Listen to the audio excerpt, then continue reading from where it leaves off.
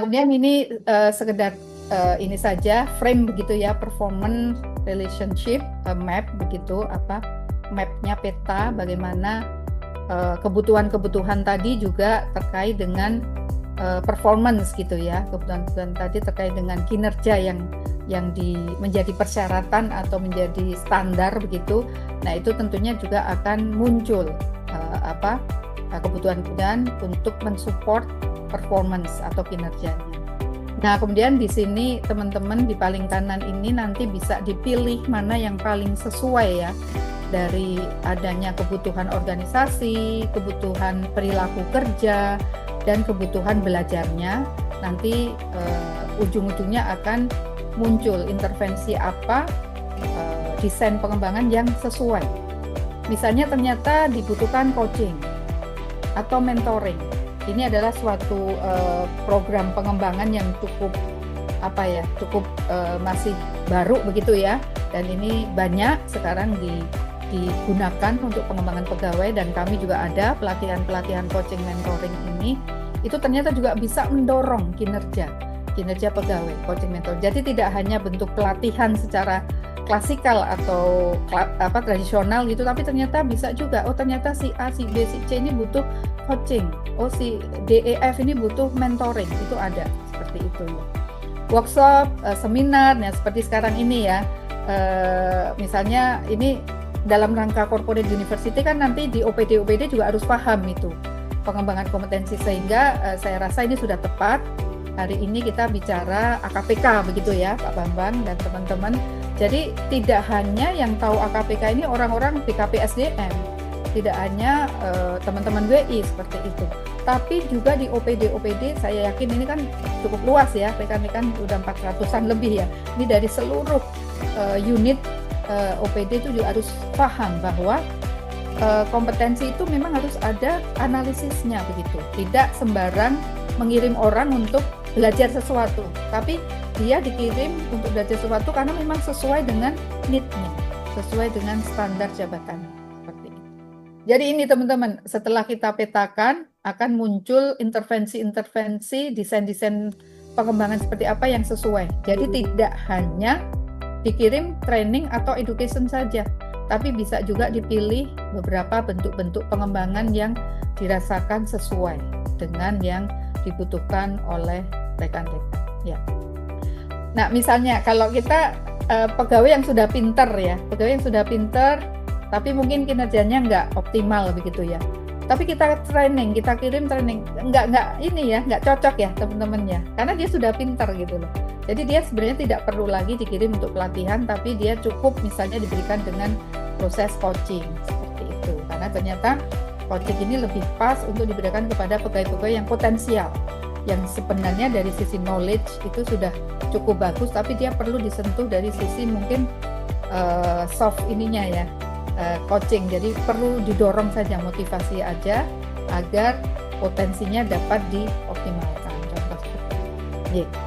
Baik, nah kemudian AKPK ini seperti yang sudah disampaikan tadi, intinya untuk mengetahui kondisi sesungguhnya dan kekurangan apa yang perlu ditutup begitu ya, misalnya dari sisi pengetahuannya, keterampilannya, atau mungkin sikap. Nah, ini perlu nih. Sikap ini sekarang menjadi PR karena ada gap generation ya. Kita biasanya akan ada masalah antara generasi kolonial dan generasi milenial ya. Seperti itu. Jadi teman-teman adik-adik sekarang ini dari pengetahuan dan keterampilan mungkin udah excellent gitu ya, udah bagus, tapi ternyata ada masalah dengan sikap. Nah, itu juga masuk kategori dari need begitu, need. Nah, teman-teman, untuk ruang lingkup AKPK di sini tentunya kita melihat beberapa dari kebutuhan pelatihan. Ini pelatihan-pelatihan apa dan aspek-aspek apa pendukungnya yang akan kita lihat. Kemudian juga apabila kita melihat tadi adanya kebijakan lama atau kebijakan tentunya baru gitu ya, kebijakan baru apa yang mungkin menjadi ruang lingkup AKPK yang akan kita cari seperti itu. Kemudian kesenjangan kinerja. Nah, ini berarti ada kesenjangan antara standar kompetensi dengan hasil kinerjanya, nggak nyambung, kurang gitu ya, kurang sesuai. Nah, ini juga menjadi ruang lingkup AKPK yang tentunya kita analisis dan kita cari solusinya begitu ya. Nah, ini juga penting teman-teman, tadi di awal juga sudah saya singgung, apabila itu ruang lingkupnya karena need dari masyarakat, aspirasi masyarakat terhadap kualitas pelayanan. Nah, kemudian prinsip AKPK ini tentunya teman-teman juga sudah paham ya, harus realistik lah ya, nggak wacana-wacana gitu ya. Ini harus realistik, rasional, apa yang dibutuhkan, disitulah yang harus diintervensi seperti itu. Dan sistematik, nah ini yang mungkin perlu pelatihan-pelatihan. Kemudian terarah ya, hasil dari analisis ini juga harus terarah sehingga benar-benar terkait dengan kebijakan secara makro ya. Nah, ini kalau kita bicara paradigma pengembangan kompetensi itu selalu lengkap ya. Dari yang poin pertama ini adalah penyusunan kebutuhan atau rencana pengembangan kompetensi. Nah, artinya AKPK itu ada di poin 1 di sini. Nah, setelah di sini ketemu ya kebutuhan-kebutuhan, need, hasil dari analisis AKPK-nya ketemu, baru dilaksanakan implementasinya, pengembangan kompetensinya dengan berbagai bentuk. Nah, kemudian ini yang tidak kalah penting juga perlu adanya evaluasi untuk perbaikan-perbaikan dari program-program pengembangan kompetensi. Nah, teman-teman, mungkin selama ini poin 1 ini yang sering terlewat. Di situ tidak dilakukan AKPK, tapi langsung muncul program-program pengembangan kompetensi sehingga pada saat memilih siapa-siapa yang akan diberikan program itu tidak sesuai. Mungkin itu isu-isu itu yang sering atau banyak sekali muncul seperti itu ya.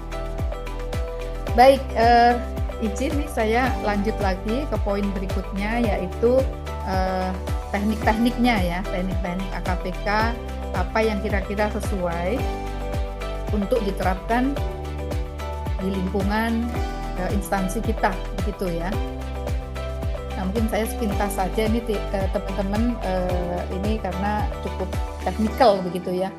Ini mungkin untuk pengetahuan dulu ya, nanti teman-teman boleh belajar lebih dalam begitu. Teknik-teknik umum AKPK ini adalah ada beberapa hal di sini, ada 6 begitu ya. Yang pertama adalah analisis umum.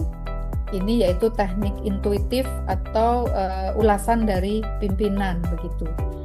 Kemudian ada analisis data sekunder, kemudian yang ketiga analisis kinerja, kemudian yang keempat diskrepansi atau gap begitu ya, diskrepansi atau gap kompetensi kerja, kemudian teknik yang berikutnya adalah DIF.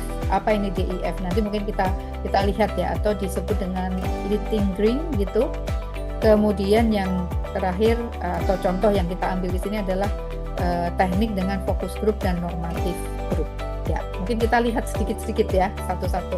Untuk yang analisis umum ini mungkin yang paling umum dilakukan ya, banyak dilakukan karena ini mungkin relatif simpel begitu ya. Ini kita dengan mengandalkan dari pimpinan ya, dari WISE atau kebijakan pimpinan. Makanya kenapa ya pimpinan ini sering kita apresiasi ya, karena dia mempunyai point of view-nya lebih ini ya, lebih makro begitu ya. Jadi dia bisa melihat sebenarnya apa sih need yang dibutuhkan itu. Mudah-mudahan ya seorang pimpinan harusnya tahu begitu, bisa memberikan analisis bahwa oh iya kita butuh pelatihan ini begitu. Nah, ini makanya kita sebut dengan analisis umum. Ya, kemudian saya lanjut saja ya, monggo silakan, ini nanti teman-teman bisa pelajari sendiri. Kemudian yang kedua, analisis data sekunder. Nah, di sini tentunya kita menggunakan data. Nah, ini teman-teman, bagaimana pentingnya apabila kita mempunyai database kepegawaian. Nah, di sini bisa kita gunakan untuk melakukan AKPK. Asal database kepegawaian itu cukup lengkap begitu. Misalnya Bapak Ibu pernah ikut pelatihan ABCD, itu bisa muncul atau sudah direkam dalam database kepegawaian sehingga sudah terekam. Itu menjadi data sekunder yang untuk membuat analisis ini kebutuhan itu sudah terjawab seperti itu.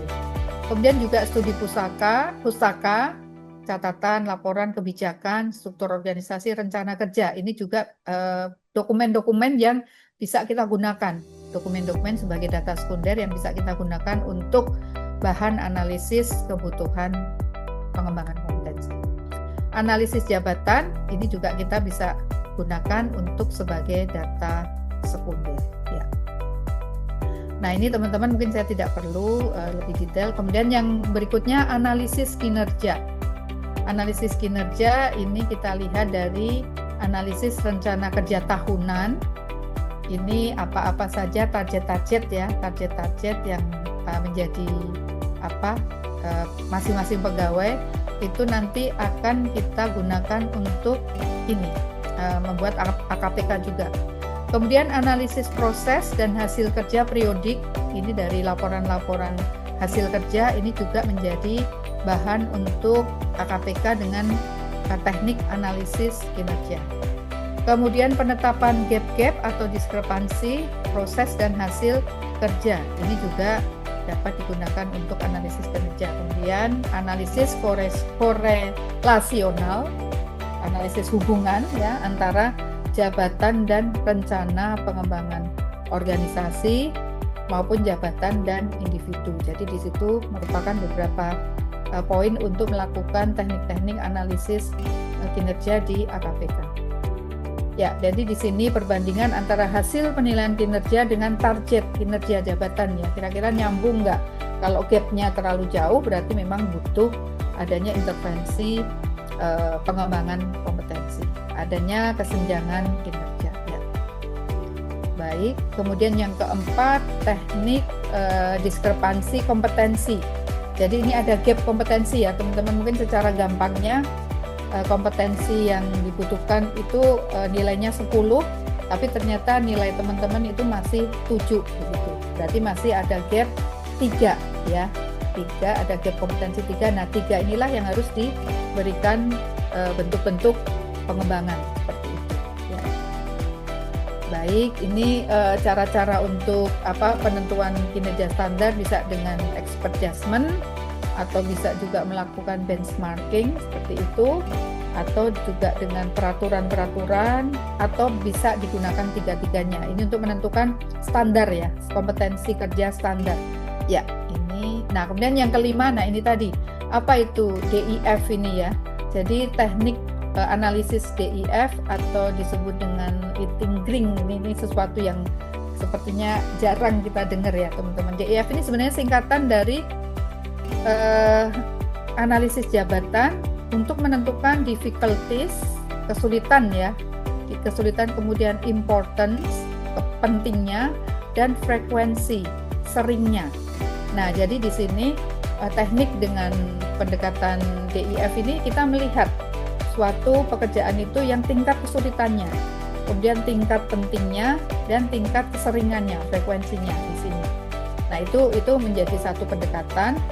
Berarti kegiatan-kegiatan ini memang cukup signifikan begitu ya. Ini merupakan kegiatan prioritas yang apabila tingkat-tingkat ininya tinggi, berarti dia merupakan satu kegiatan prioritas yang harus segera diberikan intervensi BAMPOM-nya atau pengembangan